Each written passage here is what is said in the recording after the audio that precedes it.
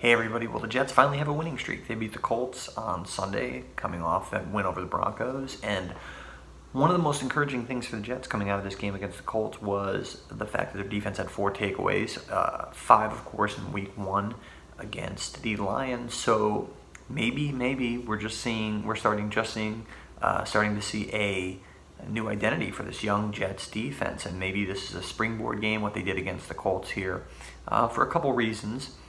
For what could be a successful run going forward here for this defense, as they guys like Darren Lee and Jordan Jenkins and Jamal Adams sort of find their way here in the NFL. So just a couple things to consider. The Jets, like we said, 5 takeaways in week 1 against the Lions, 4 this week against the Colts. They currently have 15 takeaways.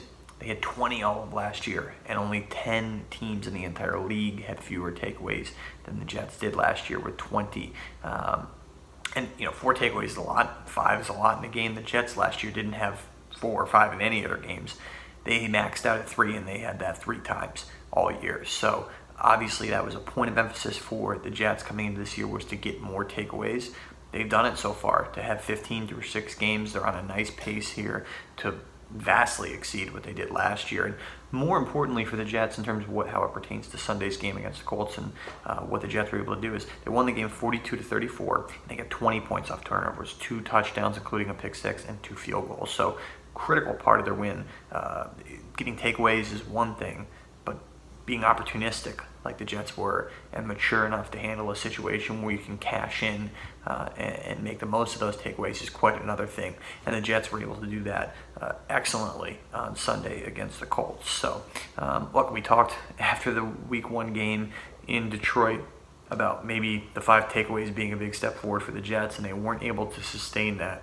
Let's see if this is more sustainable here now, 6 games into the season with the 15 takeaways, and they're on the doorstep of equaling last season's total, and I'm sure they would like to vastly exceed that.